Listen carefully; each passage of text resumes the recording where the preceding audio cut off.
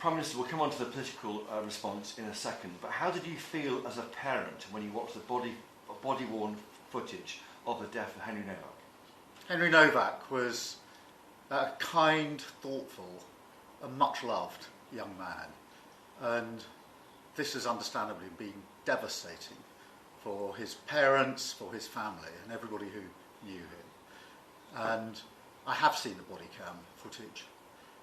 It's harrowing, and I have to say, as a father of a 17-year-old boy, I felt sick watching it. It is absolutely right that the IOPC are looking at this.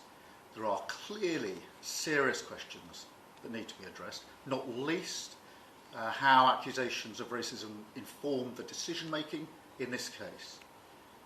But my thoughts, I'm sure the thoughts of everybody in the country, are with Henry's family. His life has been stolen, and they are understandably devastated, and that is where I start on this. Henry said he'd been stabbed 4 times. The policeman said, "I don't think so, mate," handcuffed him, and he died. What's going on? Are police too afraid of being seen as racist to ignore a dying white student? What lessons can we learn from this?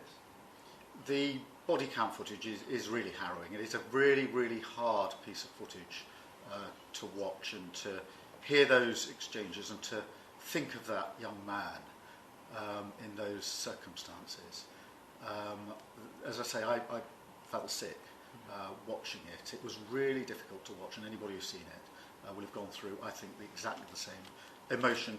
It is really important to acknowledge, therefore, that there are searching questions for the police that are going to have to be answered. The IOPC is obviously carrying out its investigation. It's right that they're given all that they need to get to the bottom of this. But I do think included in that will have to be this question of how accusations, allegations of racism informed or fed into the decision making in that particular case, because it is impossible to watch that footage and not appreciate that those questions absolutely have to be answered.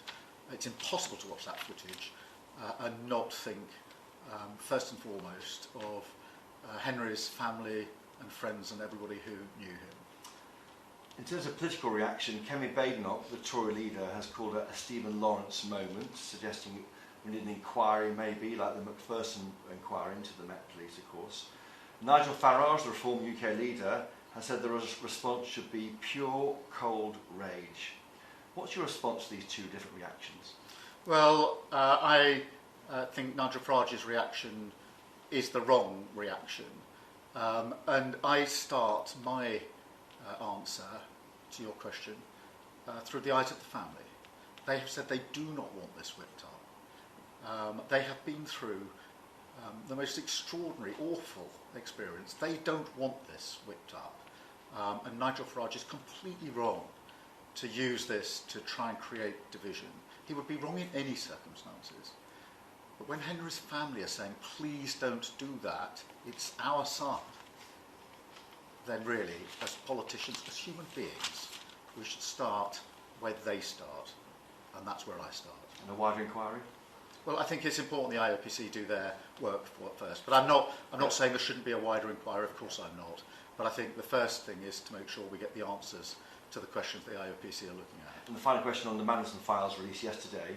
If your government is so committed to transparency, why do you use disappearing messages functioning on your WhatsApps, on your phone, and how long have you done it for?